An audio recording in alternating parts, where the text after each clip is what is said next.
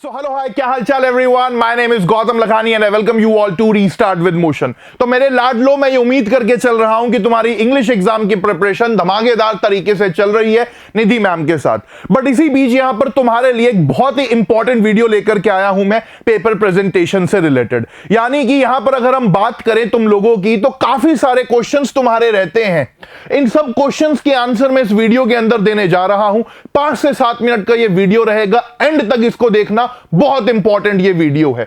कई बच्चों के क्वेश्चंस यहां पर रहते हैं कि भैया मार्क्स डिडक्शन कितना होता है स्पेलिंग मिस्टेक्स के लिए, अगर मेरी स्पेलिंग मिस्टेक हो गई तो कितने मार्क्स डिडक्ट हो जाएंगे। बच्चों के क्वेश्चन रहते हैं, कंफ्यूज रहते हैं कि सर कौन सा सेक्शन हम पहले अटेम्प्ट करें, लेटर राइटिंग के अंदर किन चीजों का ध्यान हमें रखना चाहिए। और पहली बार पहला बोर्ड एग्जाम देने जा रहे हो तो एक डर, एक फेयर भी तुम्हारे अंदर होगा। तो इस वीडियो के थ्रू मैं हर एक चीज को एड्रेस करूंगा। बहुत इंपॉर्टेंट वीडियो है, एंड तक इसको देखना, बार बार मैं कह रहा हूं। तो देखिए, सबसे पहले अगर हम यहां पर बात करें कि which section two attempt first, तो आप जानते हैं कि आपके इंग्लिश के अंदर 3 सेक्शंस आपको देखने को मिलते हैं। Section A reading, section be writing और सेक्शन सी लिटरेचर। यहां पर हो जाता है 20, 20 एंड 40 मार्क्स का। अब बच्चा हो जाता है कंफ्यूज कि भैया पहले कौन सा करूं। कुछ लोग कहते हैं कि रीडिंग करना चाहिए, कुछ कहते हैं कि राइटिंग करना चाहिए, तो कुछ कहते हैं कि लिटरेचर करना चाहिए। तो देखो, सीधी बात है, अगर तुम्हारा लिटरेचर सेक्शन एकदम मजबूत है, तुमने पेपर जैसे ही तुम्हारे हाथ में आया, तुमने गो थ्रू करा और तुमने देखा कि अरे वाह भैया, ये तो मुझे एकदम आता है कड़क तरीके से, तो सबसे पहले वही करो। और अगर लगता है कि राइटिंग सेक्शन तुम्हारा प्रिपेयर जैसे तुमने करा था, वही लेटर आ गया है, वही पैराग्राफ आ गया है, तो उसी हिसाब से उसको करो। तो यहां पर कहने का तात्पर्य यह है कि भैया जो चीज तुम्हें बेस्ट आती है वो पहले करो। बट मेरा पर्सनल सजेशन रहेगा कि लिटरेचर सेक्शन को पहले उठाओ, क्योंकि ये तुम पढ़ करके पूरी किताब घर से गए हो, तुम्हारी माइंड के अंदर चीजें एकदम फ्रेश फ्रेश है, जाकर के सीधा अटेम्प्ट कर पाओगे। क्योंकि देखो, सीधी सी बात है कि first impression is the last impression. तो जो इवैल्यूएटर तुम्हारी कॉपी चेक करने वाला है, तुम्हारे पहले पेज से ही वो तय कर लेगा कि तुम्हारी कहां पर कितनी प्रिपरेशन है। और अगर तुमने एक वो माइंड सेट उसका कर दिया कि भैया मैं तो बढ़िया पढ़ के आया हूं, तो उसी हिसाब से तुम्हें आगे के नंबर्स भी मिलेंगे। अगर यहां पर तुम्हें मैं टॉपर की कॉपी दिखाऊं, तो देखो इन्होंने पहले लिटरेचर सेक्शन को ही अटेम्प्ट करा, और कितने ब्यूटीफुल तरीके से इन्होंने चीजों को लिखा कि भैया इंग्लिश का पेपर है, लैंग्वेज और लिटरेचर करके इन्होंने लिखा। सेक्शन सी कि मैं लिटरेचर पहले कर रहा हूं। पेपर प्रेजेंटेशन देखो यहां पर कितना इंपॉर्टेंट है, एक टॉपर की आंसर शीट तुम यहां पर देख पा रहे हो। तो क्या चीजों का ध्यान तुम्हें रखना है पेपर प्रेजेंटेशन में, वो मैं तुम्हें सबसे पहले बताता हूं। तो देखो क्या है कि जब भी तुम यहां पर कोई आंसर लिखो, तो मेक श्योर करो कि इस तरीके से कम 2 स्पेस या 2 लाइंस तो यहां पर जरूर छोड़ो, क्योंकि खिचड़ी अगर पक गई तो मजा नहीं आता। और देखो आप, इन्होंने किस तरीके से ब्यूटीफुली आंसर 7B इन्होंने लिखा, फिर उसके अंदर पार्ट 1, पार्ट 2 इस तरीके से ये आंसर्स देते गए। तो ऐसे ही क्लियरली तुम्हें क्या लिखना है कि यहां पर आंसर्स लिखने हैं। तो तुमने यहां पर आंसर का नंबर लिखा, 1 लाइन छोड़ी, फिर आंसर 1 लिखा, फिर 2 लाइन छोड़ी, फिर उसका पार्ट 2 लिखा। इस तरीके से नीट एंड टाइडी तरीके से यहां पर तुम्हें काम करना है। टेंशन मत लेना कि भैया पेपर भर जाएंगे, कोई दिक्कत नहीं, तुम्हें सब शीट वहां पर और मिल जाएगी। बट ब्यूटीफुल तरीके से प्रेजेंटेशन इज इंपॉर्टेंट, क्योंकि खिचड़ी पका करके आओगे तो इवैल्यूएटर के लिए भी दिक्कत होगी कॉपी को चेक करने के लिए। अब बात आती है बच्चों की कि लॉन्ग आंसर्स के अंदर सर मैं किस तरीके से आंसर्स लिखूं, कितना लंबा आंसर जो है मुझे लॉन्ग आंसर के अंदर लिखना चाहिए, कितने लाइंस लिखनी चाहिए। तो देखो, ये लॉन्ग आंसर क्वेश्चन है जिसमें इन्होंने पूरा एक फ्रंट पेज और दूसरा आधा पेज इन्होंने लिखा है। तो जो अपनी वर्ड लिमिट है कि भैया 120 वर्ड्स के आसपास की अपनी जो वर्ड लिमिट है, इसी के अंदर तुम्हें रहना है, ज्यादा इससे मत लिखना, ना बहुत कम इससे लिखना। तो मान करके चलो कि अगर लॉन्ग आंसर आ रहा है तो 1 पेज और उसके बाद आधा, इस तरीके से 1.5 पेज के अंदर तुम्हें अपना आंसर जो है यहां पर कंप्लीट करना है। अब बात आती है ग्रामर सेक्शन की कि ग्रामर सेक्शन में किन चीजों का ध्यान देना है। तो तुम सब जानते हो कि जब मैं ग्रामर की बात करता हूं तो 12 क्वेश्चन आएंगे, जिसमें से तुम्हें 10 क्वेश्चन जो है क्या करने हैं, अटेम्प्ट करने हैं। अब इसको बहुत ब्यूटीफुल तरीके से तुम्हें अटेम्प्ट करना है कि तुम यहां पर नंबर डालते जाओगे, आंसर लिखते जाओगे।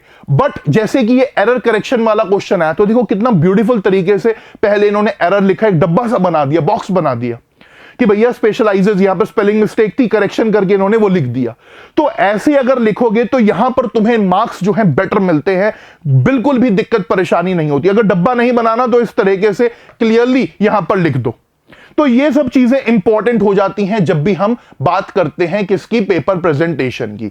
अब बच्चों का एक डाउट रहता है, क्वेश्चन रहता है कि भैया स्पेलिंग्स का क्या, कि अगर मेरी स्पेलिंग मिस्टेक हो गई तो क्या स्पेलिंग मिस्टेक में मेरे मार्क्स कट जाएंगे क्या? तो देखो मैं सीधा क्लियर तुम्हें यहां पर बताता हूं कि अगर तुमने आंसर के अंदर एक मिस्टेक करी है, एक स्पेलिंग मिस्टेक तुम्हारी हुई है, तो नंबर नहीं कटेंगे। बट जैसे ही तुम्हारी 2 मिस्टेक हो गई तो 2 मिस्टेक्स के लिए हाफ मार्क्स, आधा नंबर जो है सीधा तुम्हारा कट जाएगा, डिडक्ट हो जाएगा। तो मान करके चलो कि 2 स्पेलिंग मिस्टेक्स के लिए आधा नंबर तुम्हारा कटेगा। तो ध्यान रखना स्पेलिंग्स का, वोकैबुलरी का, तुम्हें कुछ मोटे मोटे बढ़िया बढ़िया भयंकर शब्द आने चाहिए जो अपने आंसर्स के अंदर तुम लिख पाओ, जो तुम्हारे आंसर्स को हैवी बना पाए। अब बात आती है कि भैया लेटर राइटिंग के अंदर किन गलतियों को, किन मिस्टेक्स को हमें अवॉइड करना है। लेटर राइटिंग एक बहुत इंपॉर्टेंट पार्ट हो जाता है राइटिंग सेक्शन का। तो ये देखो, ये टॉपर की ही आंसर शीट है। अब बच्चे यहां पर क्या करते हैं, जब लेटर राइटिंग लिखते हैं तो खिचड़ी सी पका देते हैं, एड्रेस, डेट, कोई स्पेस नहीं छोड़ते, कुछ नहीं छोड़ते। देखो कितना ब्यूटीफुल तरीके से पहले इन्होंने अपना एड्रेस लिखा, उसके बाद एक लाइन छोड़ी, फिर यहां पर डेट लिखी, फिर एक लाइन छोड़ी, उसके बाद द प्रिंसिपल और बाकी चीजें लिखी, फिर एक लाइन छोड़ी, फिर सब्जेक्ट लिखा, फिर एक लाइन छोड़ी। अब ये इंक्वायरी लेटर है, ठीक है। कई बच्चे क्या गलती करते हैं कि जैसे यहां पर द प्रिंसिपल लिखा है तो इसके आगे लिख देंगे टू द प्रिंसिपल। टू टा कुछ नहीं लगाना भाई, सीधा द प्रिंसिपल लिखना है। अगर ये टू लिखोगे तो गलत हो जाएगा, मार्क्स कटने के चांसेस हैं। तो यहां पर सीधा द प्रिंसिपल से तुम्हें लिखना है, क्लियरली यहां पर जो अपना आंसर लिखते जाना। उसके बाद जो है देखो, इंक्वायरी लेटर था तो तुम देख रहे हो कि जो पॉइंट्स पूछने थे उसको लेकर के कैसे इन्होंने स्टेप्स यहां पर लिख दिए हैं, पॉइंट्स लिख दिए हैं। अब बात आती है कि भैया लेटर राइटिंग को और कैसे मजबूत करूं, तो प्रैक्टिस कर। मैं कहता हूं कि भैया हर तरीके के जो लेटर्स आते हैं, फॉर्मल लेटर तुम्हारे आने हैं, तो चाहे इंक्वायरी लेटर है या लेटर टू द एडिटर है, सेल परचेज को लेकर के लेटर है, कोई भी लेटर है, कम से कम 2-2, 3-3 लेटर जो है मिनिमम तुम प्रैक्टिस करके जाओ ताकि चीजें तुम्हारे टिप्स में हो। और सबसे इंपॉर्टेंट है फॉर्मेट। तो फॉर्मेट के ऊपर तुम्हें मेन ध्यान रखना है। अगर फॉर्मेट के अंदर गड़बड़ी हो गई तो नंबर यही तुम्हारे कटेंगे। तो इन चीजों का तुम्हें ध्यान रखना है। एंड के अंदर तुम्हें बस वही सीधा कि थैंकिंग यू, योर्स ट्रूली, और अपना नाम लिख करके छोड़ देना, और कुछ इस तरीके से यहां पर चीजें रहेंगी, है ना। तो ये चीजों का तुम्हें ध्यान यहां पर रखना है। अब बात आती है कि भैया कई बच्चे कहते हैं कि जब मैं पेपर प्रेजेंटेशन की बात कर रहा हूं तो क्या आंसर लिखते समय जो इंपॉर्टेंट वर्ड्स मुझे मार्क करने हैं उसके लिए पेंसिल का इस्तेमाल करूं, स्केच पेन का इस्तेमाल करूं? क्या इतना टाइम मेरे लाडलो तुम्हारे पास वहां होगा कि तुम पेन बदलते रहो? नहीं। तो जिस ब्लू पेन से तुम आंसर लिख रहे हो उसी ब्लू पेन से तुम्हें इंपॉर्टेंट चीजें जो है क्या करती जानी है, हाईलाइट करती जानी है, नीचे अपना डंडी खींचते जाना उसके अंदर एक, ताकि चीजें आसान रहे। टाइम ज्यादा से ज्यादा बचाने की कोशिश करना, वेस्ट मत करना। अब कई बार क्या होता है कि कई बार हम गलती कर देते हैं। मान लो वर्ड हमारा गलत हो जाता है, हमें यहां पर लिखना कुछ था, लिख कुछ दिया। बच्चे क्या करते हैं, ऐसे ऐसे करके पूरी खिचड़ी बना देते हैं काटने में। ये गलती मत करना, सीधा एक लाइन से उसको कट करना, नीट एंड टाइडी रखना। जितना ज्यादा आपकी कॉपी नीट होगी, सुंदर होगी दिखने में, उतना ज्यादा इवैल्यूएटर के लिए भी अच्छा होगा, उसको मार्क्स देने में, चेक करने में आसानी होगी, बढ़िया नंबर मिलेंगे। तो इन सब चीजों का, इन सब टिप्स का ध्यान रखना। अगर और भी कहीं कोई दिक्कत परेशानी है तो कमेंट्स के अंदर पूछो। मैं, निधि मैम, हमारी पूरी टीम तुम्हारे लिए यहां पर खड़ी है, तुम्हारी चीजों के, तुम्हारे आंसर, क्वेश्चंस के आंसर देने के लिए। तो आज के इस वीडियो को मैं इतना ही रखता हूं। बहुत इंपॉर्टेंट वीडियो था।